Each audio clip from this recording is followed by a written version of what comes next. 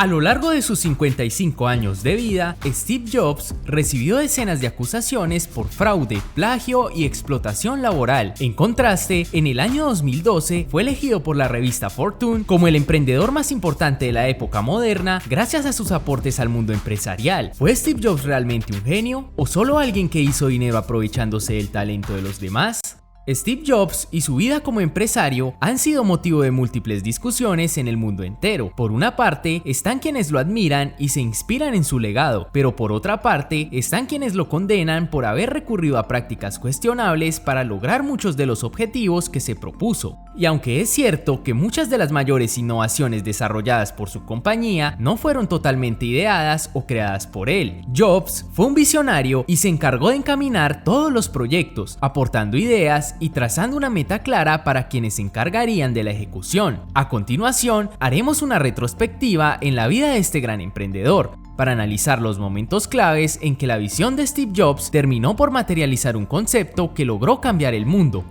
El inicio de las computadoras personales. Antes de Apple, las computadoras eran del tamaño de una habitación y solo personal especializado podía manipularlas. Steve Jobs comprendió que acercarlas a la gente del común podría redefinir por completo la manera en que trabajábamos, permitiéndonos ser más eficientes y productivos. Con este propósito en mente, se unió a Steve Wozniak, que estaba trabajando en el desarrollo de una de las primeras computadoras personales de la historia, la cual fue lanzada en el año de 1976 con el nombre de Apple I. Esta computadora contaba con un microprocesador, lo que la hacía mucho más potente y versátil que sus competidoras, que usaban transistores. Un año más tarde lanzarían la Apple II al mercado, la primera microcomputadora producida a gran escala, pero la visión de Steve de revolucionar el mundo con la computación personal no se detuvo allí. En 1983 vería a la luz la Apple Lisa, la segunda computadora con una interfaz gráfica y que además incluía un ratón. Se señala constantemente a Jobs por robar la idea de esta innovación a Xerox, que previamente lo había invitado a conocer un proyecto con componentes similares. Sin embargo, su estrategia no fue copiar directamente el proyecto, sino contratar a antiguos miembros del equipo de Xerox para que trabajaran en el desarrollo de la Apple Lisa. Posteriormente, en 1984, saldría al mercado la Apple Macintosh, que tuvo un gran recibimiento del público por su precio y características, que eran una evolución del anterior ordenador diseñado por Apple. El mundo ya no era el mismo. Steve Jobs, Steve Wozniak y Apple se habían encargado de iniciar la revolución de las computadoras personales.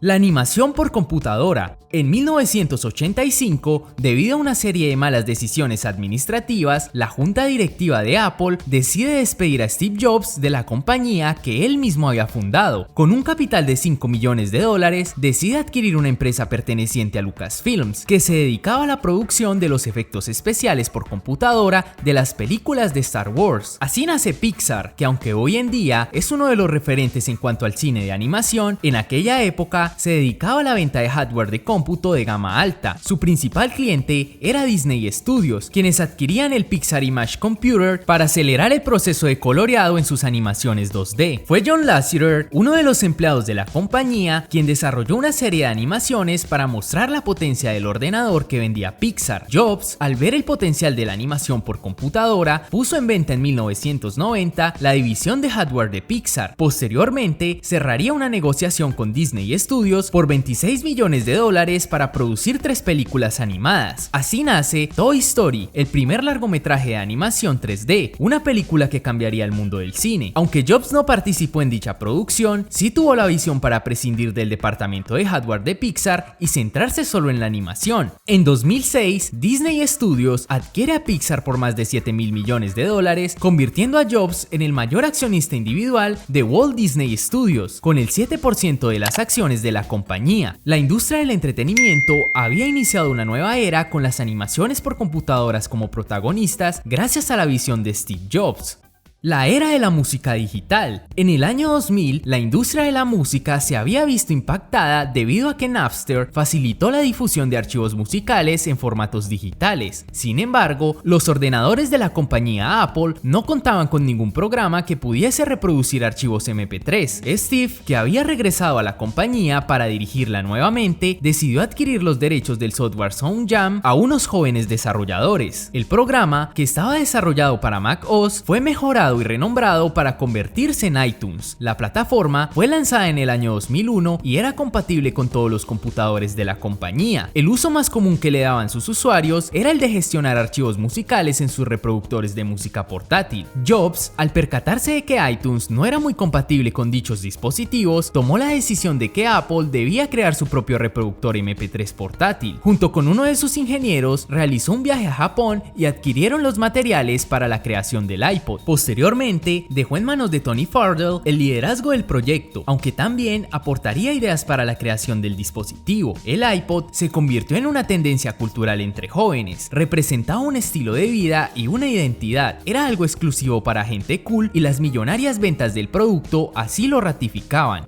Mientras escalaban las ventas del iPod, Steve decidió enfocar sus esfuerzos en la industria de la música digital. Las compañías discográficas estaban buscando una forma de distribuir sus canciones digitalmente. Jobs tenía la idea de crear una tienda virtual para comercializar canciones en formato MP3 a un precio de $1 y que estas fueran fácilmente transferidas a los más de 1 millón de iPods vendidos hasta ese entonces. Comenzó a negociar con las compañías discográficas para convencerlas del potencial de este nuevo modelo de negocios, y aunque no fue tarea fácil, logró firmar un acuerdo con los 5 mayores sellos discográficos de la época. Así, en el año 2003 se lanza iTunes Store, con más de 200.000 canciones disponibles. 5 días después de su lanzamiento, Apple vendió más de 1 millón de canciones. El modelo de negocios fue un éxito y cambió por completo la forma en que se vendía la música hasta aquel momento.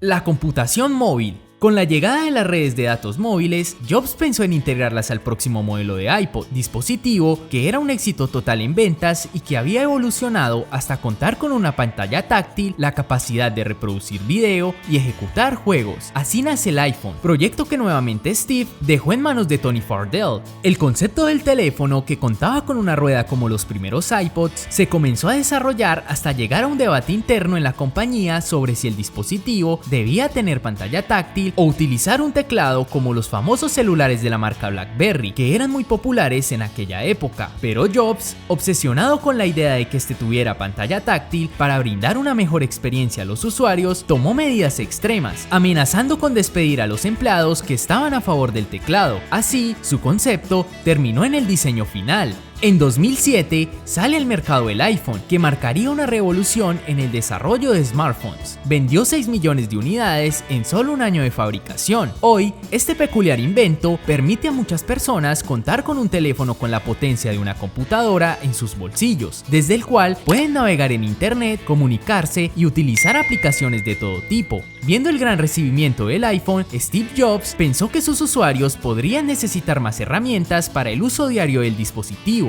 Así nace la idea de una tienda virtual donde cualquier desarrollador podía publicar y vender sus aplicaciones para dispositivos iPhone o iPod Touch. En 2008 es lanzada al mercado la App Store, que contaba con un catálogo de 500 aplicaciones de terceros, de las cuales 128 eran gratuitas. El primer fin de semana se realizaron más de 10 millones de descargas de aplicaciones desde la tienda, abriendo paso a un nuevo modelo de negocios que hoy mueve miles de millones de dólares alrededor del mundo. Steve Jobs y Apple habían redefinido la industria de los teléfonos inteligentes y de las aplicaciones móviles.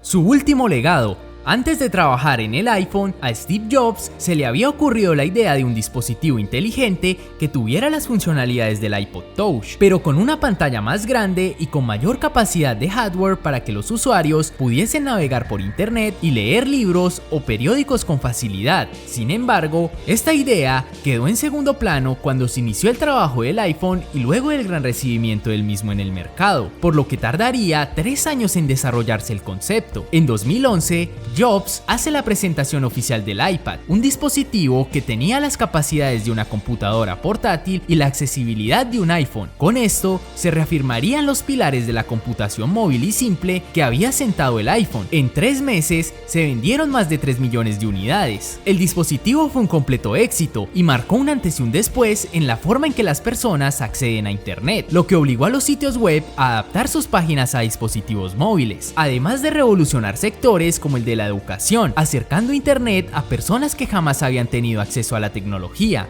En este momento puede parecer normal para ti ver este video desde tu tablet o celular, pero esto no sería posible sin el gran legado de la computación móvil impulsada por el hombre que pensó que acercar la computadora a las personas del común podría cambiar nuestras vidas al permitirnos ser más eficientes y productivos. Como podemos ver, a pesar de no ser el inventor material, sin duda alguna, Jobs era un genio que encaminaba las ideas hasta convertirlas en productos y conceptos revolucionarios. Su genialidad no estaba en crear tecnología, sino en entender a las personas y ofrecerles productos que superaban sus expectativas. Su obsesión por el diseño y por la experiencia del usuario redefinió las reglas del juego en varias industrias, marcando así tendencias que perduran hasta nuestros días. ¿Crees que Steve Jobs era un ladrón de ideas o fue un verdadero genio revolucionario? Déjanos saber tu opinión en los comentarios. Si el video te gustó, por favor dale like y suscríbete para seguir disfrutando de nuestros videos.